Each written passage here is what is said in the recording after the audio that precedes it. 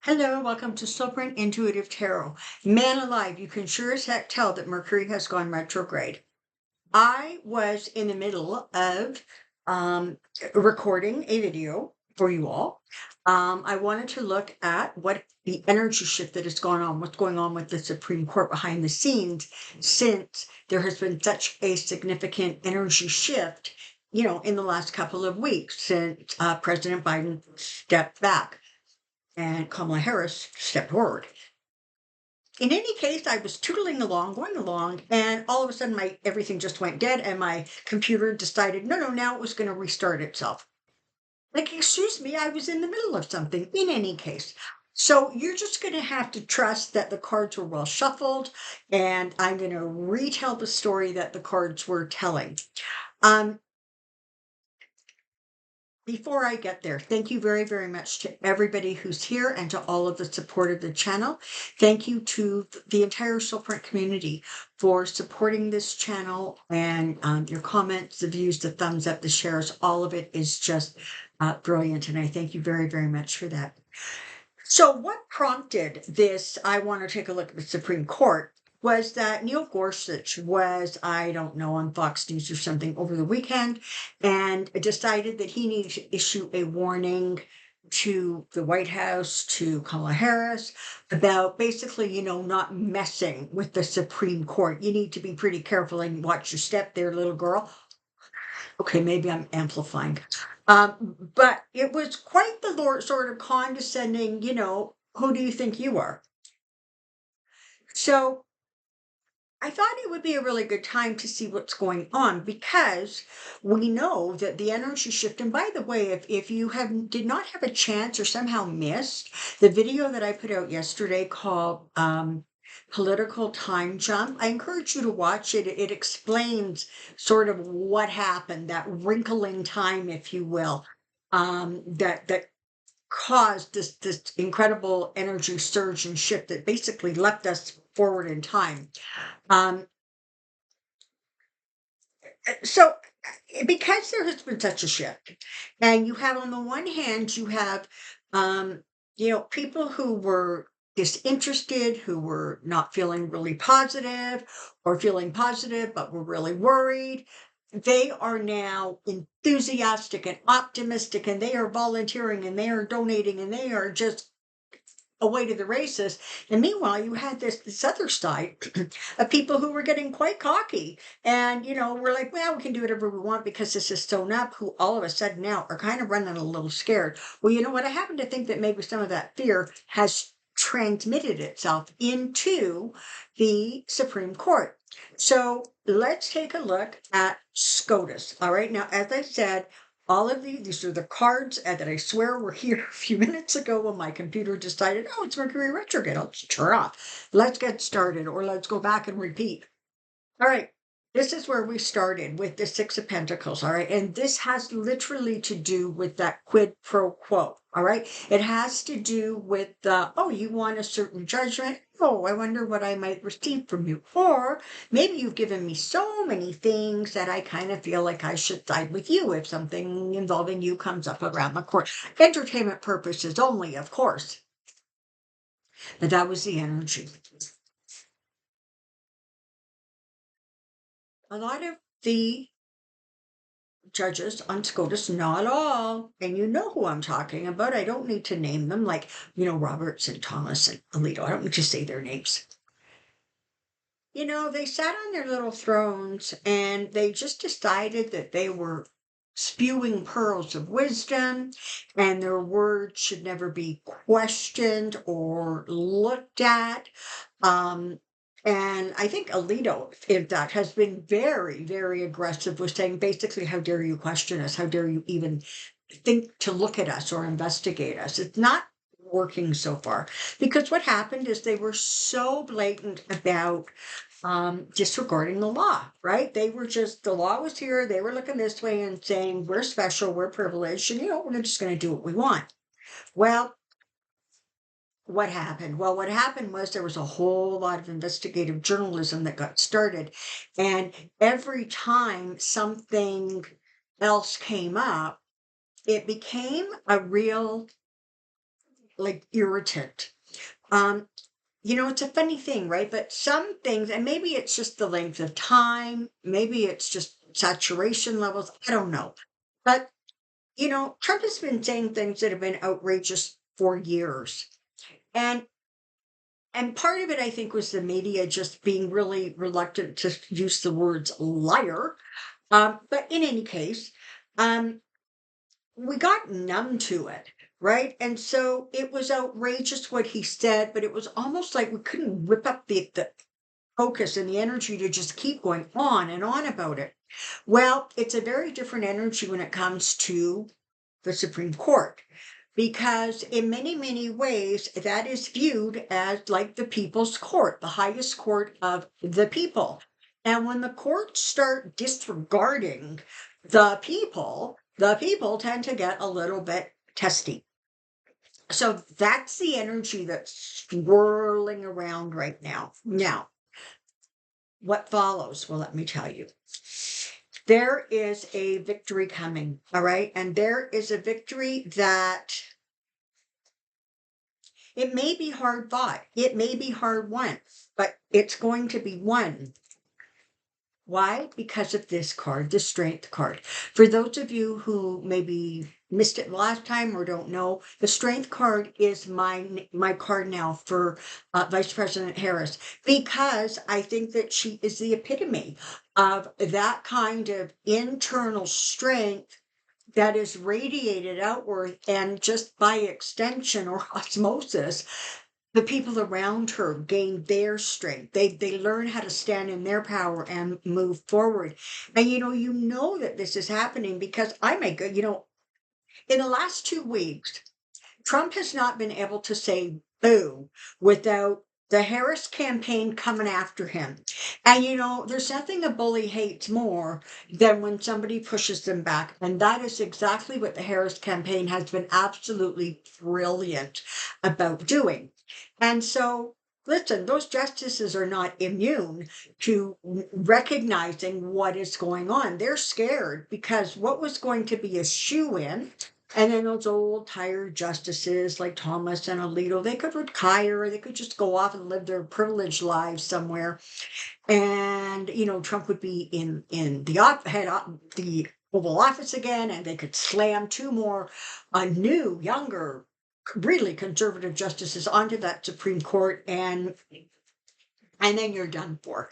And so they thought that they were in really good shape. Well, guess what? They're not, because with the victories that she is racking up, all of a sudden, oh, look what's happened. They feel like the walls are closing in on them. They are no longer feeling very cocky or comfortable about how things may end up turning out. And that feeling of they were able to get away with pretty much anything and everything, they're starting to recognize that those days are becoming numbered. There's going to be information and messages coming to them they're not going to like. They're not going to like it at all. They're going to get news that really puts them on rocky ground. And this really is going to be one of those cases where, what is that? The fish rots from the head down. And I literally mean that. Robert has completely lost control of his court. He is just as compromised as a few others, for entertainment purposes only, of course, and allegedly. But they're going to keep hearing more and more things that they don't like. What that's going to do is it's going to cause actually some serious conversations within certain households between husband and wife, about, well, okay, now what do we do now? Do you retire? Is this a good time for you to, shift gears before, there's always something about, walking away under your own steam, with perhaps waiting until there is a new Congress and they have the votes to impeach and investigate. So there's a lot of conversations going on kind of behind the scenes, and there really is Justice is looking at, okay, like, how do I basically get out of here gracefully? How do I maintain, sort of my dignity, my authority, that kind of thing, with all of this light shining down on us, and with all of the talk and the fuss going on, because you know what, Lord, it looks like we're going to have to leave soon, and more importantly, this is getting really, really heavy, heavy to carry. Their greed, right? They're just give me more, has ultimately gotten them in trouble. And look, what do you have here? You have the Five of Wands. So now there's a lot of infighting going on, right? Everybody's kind of bitching about everybody else within Scotus. And pretty much everybody is unhappy. So that's the energy around them right now. Okay, so I'm gonna ask Spirit, because again, quicker clarity of answers. I want to know kind of where we're looking with the justices. So I'm going to start with Chief Justice Roberts. Spirit, what are we looking at with him?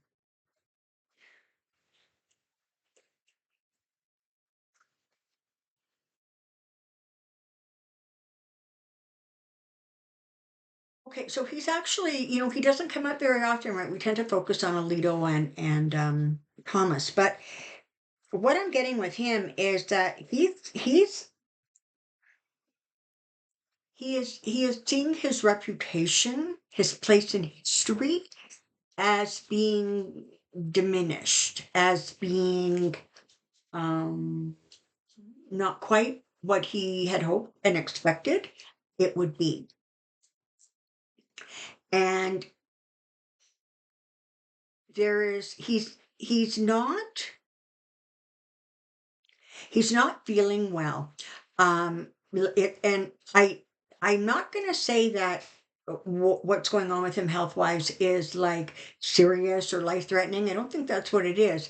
It feels more like a actual physical manifestation of stress. So headaches, migraines, even sometimes like lightheadedness, stomach issues, stomach problems, fatigue, not sleeping well, agitation, those kinds of energies seem to be swirling around him. And what they're doing is it feels very much like they're sort of just impacting his vitality. He's starting to feel really, really drained and really, really sluggish. And the thing is that on whatever level, okay, he's waited a really long time to be able to enact some of the things that have recently gone on, right? Like the overturning of Roe v. Wade. Um, and so there's a part of him that is almost like, I don't understand. Like, we waited for so long to do this, and we thought we had all of this momentum behind us, and ever since we did these things, holy crap, people are coming at us left, right, and center. Again, the whole immunity thing for a president. I mean, they waited a long time to be able to bestow that kind of authority on a president, only to find out that it is backfiring big time. So I don't see him having a great deal of longevity. Like, I'm looking 26, 27. He's not there. All right. All right. Thomas, let's look at Jenny and Clarence Thomas, shall we?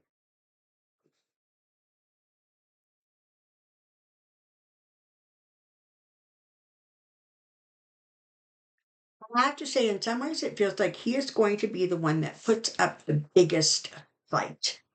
He's going to be the one that is most resistant to pulling back, or stepping back. It's going to be a very, very bitter pill for him to swallow. Um, Again, it's that same attitude of, we've waited a really long time, and how come this is blowing up in my face? Why are things not going the way we expected them to? Let's go. Okay, if you can hear the barking, and if you can hear things like no and stop, that is Victoria having or Vanessa having a conversation with Atlas. Just Disregard, it is not spirit from above. It's just my house, okay? It's just like what goes on here.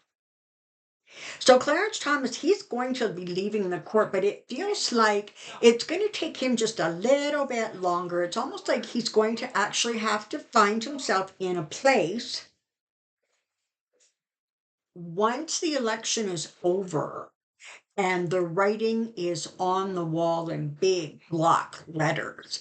He's going to start thinking about a couple things. One, he's another one who does not want to get, impeached and then removed. Let's start there.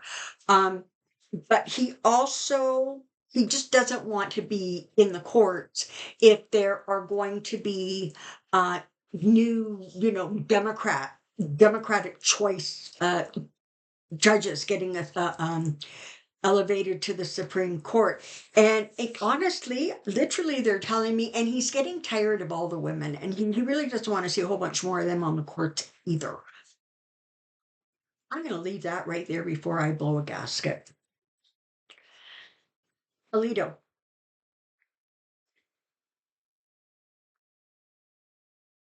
all right, he's the most testy, right? He's the one who um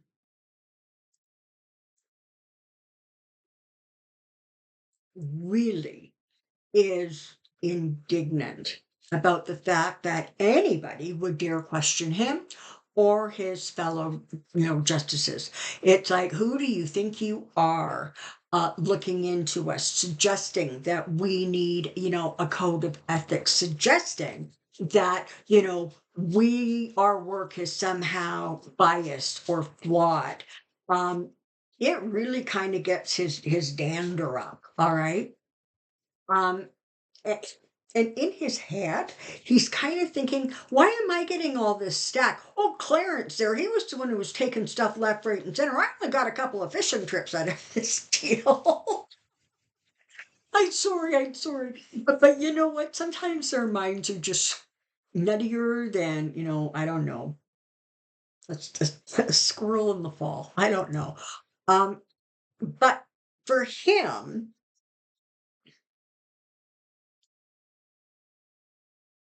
I actually think that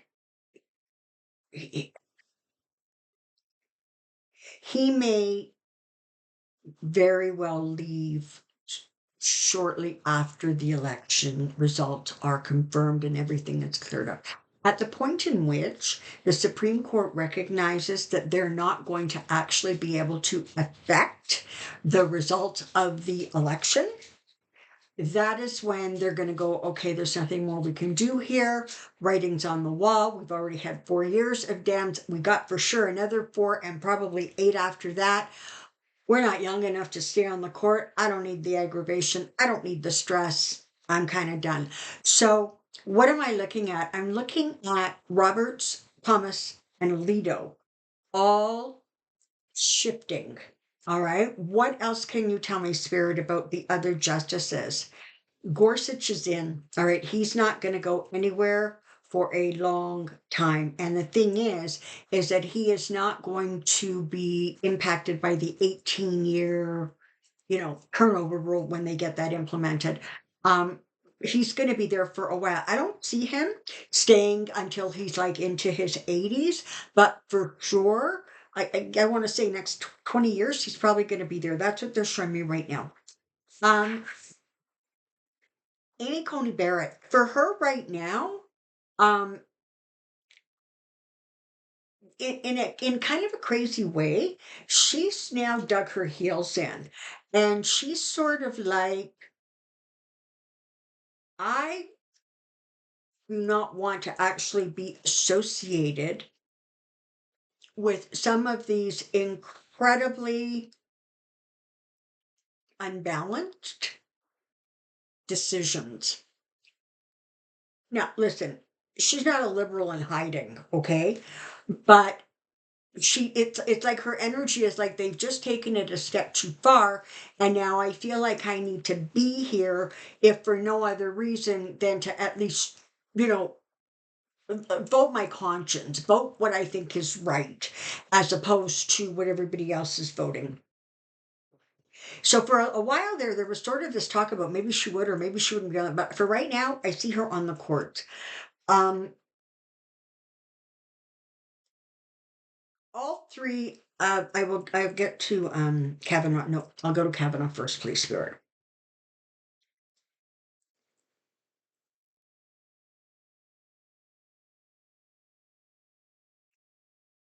Okay. So this is what it feels like. And I'm sorry if you don't like this. This is the energy right now. That's all I can tell you about is what the energy is right now. He's going to feel like he sort of dodged the bullet, right? It's sort of like, listen, these guys are so busy investigating, these older guys, right? They've been on the bench a long time. They've screwed up a whole bunch. Maybe I'm going to slip through, right? I'm going to have dodged the bullet. I don't see him actually um, feeling like he needs to leave the bench anytime soon. But there is a feeling with him of, um, okay, how that plays out down the road, I don't know. But for right now, there's an energy of he's sort of safe simply because the energy is focused on others. All right. Now, the three um, Democratic appointed justices, that trio of powerful women. Um, you know, the two that have been there for a while, Sotomayor and Kagan.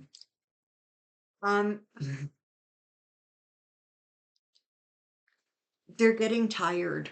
All right. The last couple of years have been incredibly difficult and stressful for them.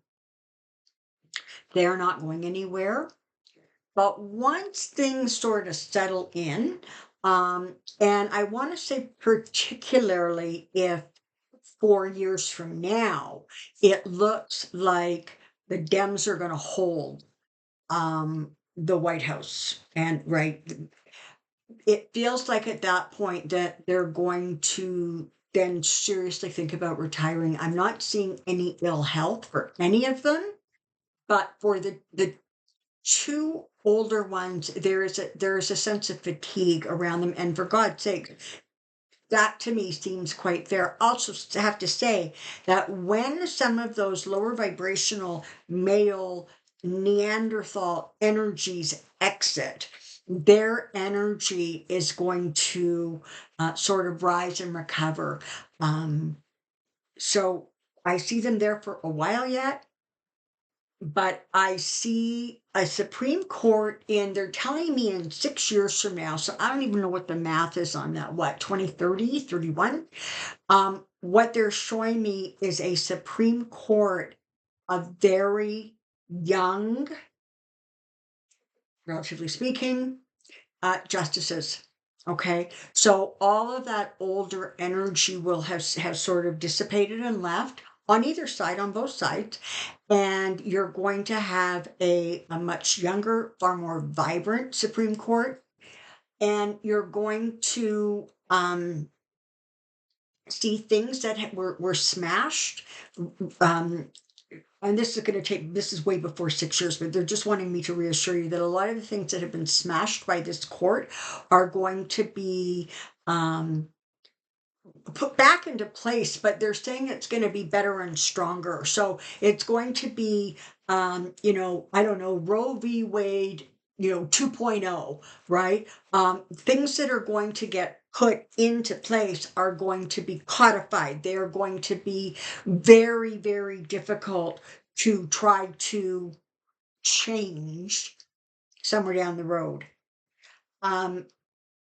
Okay, so that's what I know. Wow, this went on for like 24 and a half minutes. Good gracious. Okay, so that's what I know for now. That's what the Supreme Court situation is looking like. I hope that that's, I don't know, comforting, maybe gives you some hope. Thank you very, very much for being here. I look forward to seeing you tomorrow. And don't forget to put your questions in the comment section for Pendulum Friday. Until next time, take care and be well. Bye bye for now.